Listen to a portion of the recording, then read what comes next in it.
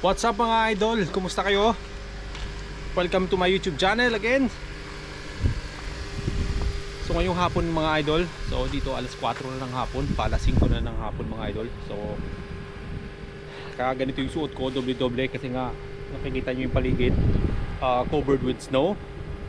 Pero ito ngayon tumigil na sila mga idol, pero yung lumalamig, kaya kailangan natin ng ganitong kasuotan panlaban sa lamig mga idol.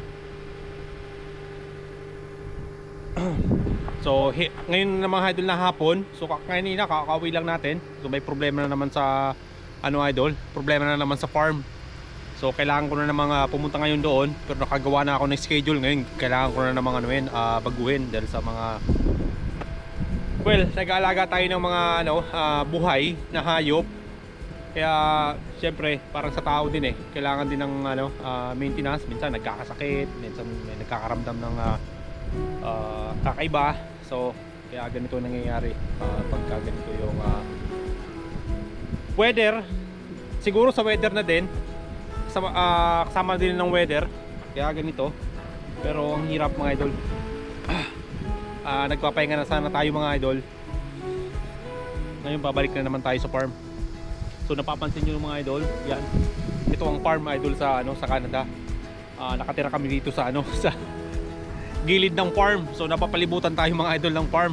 So farmer tayo mga idol, farmer dito sa sa Canada. Siyempre farmer din tayo sa sa Pilipinas. Ayan. Pasok na muna ako dun sa Canada idol. Start natin. Ayan, painitin kong yung sakyan mga idol.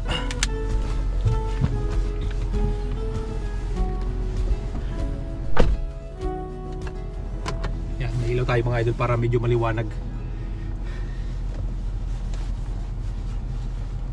So yung gagawin ko ngayon mga idol, yung schedule babaguhin ko na naman. So maraming precaution dahil nga sa nangyayaring ganitong sakit nangyayari sa mga hayop. Natural lang to, very normal. Ito nga, kakagising lang natin, natulog tayo ng tanghali kasi nga kagabi andun din tayo sa farm dahil sa power outrage. So ngayon babalik na naman tayo mga idol.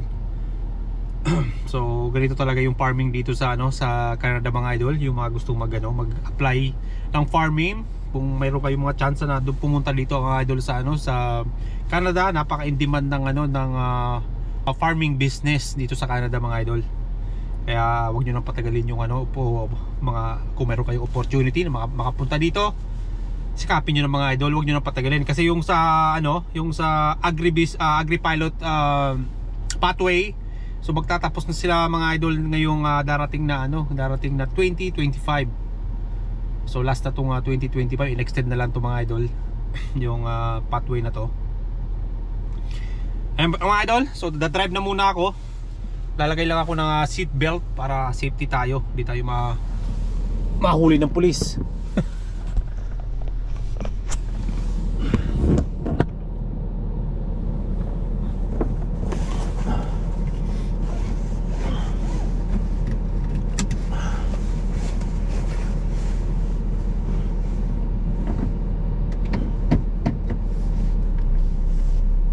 Okay mga idol, trabaho sa umaga, trabaho sa gabi, trabaho sa hapon. Yan.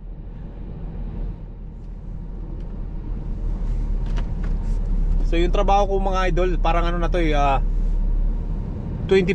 mga idol. Kailangan kailangan magtrabaho tayo ng ganito kasi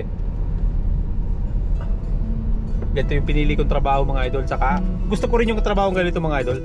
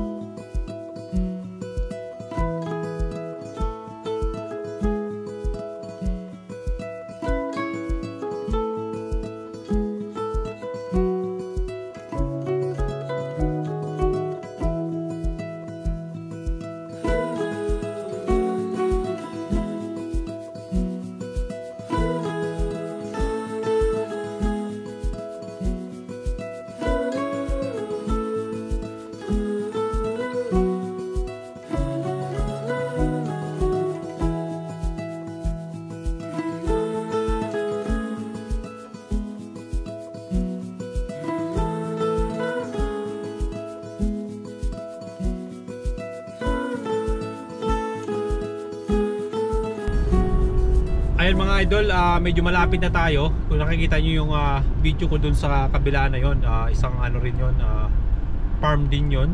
So yung farm na yon, isang company lang dito sa farm ko. So itong farm na pinapasukan ko mga idol, malaki itong kumpanya.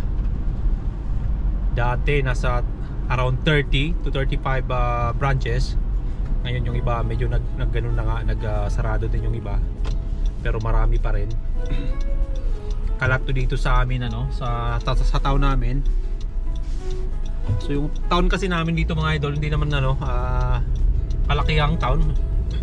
Pero mostly na dito na farm is yung company namin.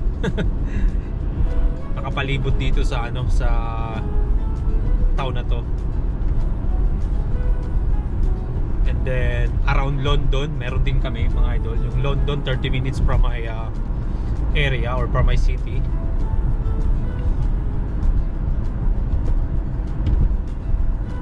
Kasi itong city namin maliit lang small city. Pero nag-ano na rin siya, nag-grow na rin yung namin, city namin. In fact nga, yung mga Pilipino dito dati, mabibilang lang kami dito Bibihira ka makakita ng Pilipino dito sa town namin na naglalakad dyan sa sa street. Pero ngayon parati mo na makikita yung Pilipino. Kada labas mo dyan, makikita mo Pilipino, may Pilipino. Nakakatuwa naman. At least mayroon ka na rin nakakausap dyan sa kalsada. Kumustahan minsan. Yan, kumusta ka kabayan. Yan. So yung namin, small town dito mga idol sa ilawan natin mga idol para medyo maliwanag yung mukha ko. Yung small town na to nandito sa amin mga idol, kumpleto na rin siya. Kumpleto na rin ang bilihan dito sa amin. Ang wala lang Costco. Yung nasa London yung Costco, saka yung Asian store. Ayan. So 30 minutes drive galing dito sa amin papuntang London. Makakabili ka na ng mga basic needs mo. Yung mga gulay-gulay. Ayan. Marami doon. Kahit dito naman sa amin dito sa Strathroy na to, itong town namin, small town, ganun din.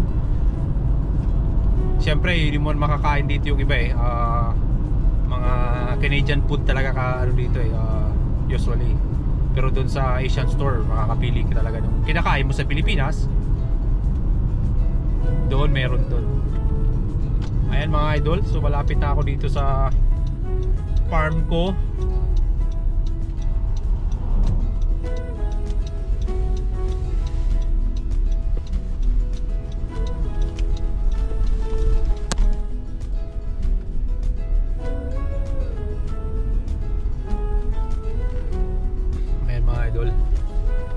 Gagawin ko naman mga idol ngayon dahil sa biosecurity. So kung alam niyo yung biosecurity sa mga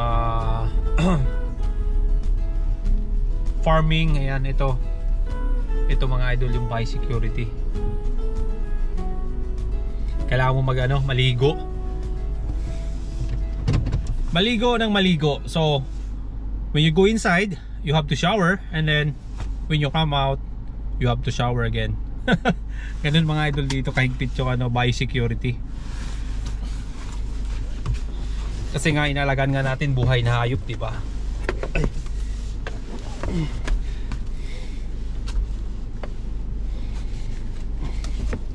Ay mga idol, hanggang dito na muna yung video natin. Papasok na rin ako kasi di naman ako gano'n magtatagal dito at makauwi na rin. Dito na ako sa parking lot namin. Ayun mga idol, kung nagustuhan nyo aking video o yung mga video ko na na-post mga idol, na lang mga idol, paki-like and share na lang mga idol. And then don't forget to subscribe to my YouTube channel mga idol. And then meron din po ako mga idol Facebook page. Ayan, Uragon Kanoy din ang pangalan ng aking Facebook page. Paki-bisita na lang mga idol. Ayan po, maraming salamat po. And see you on my next vlog or next video. Bye for now mga idol.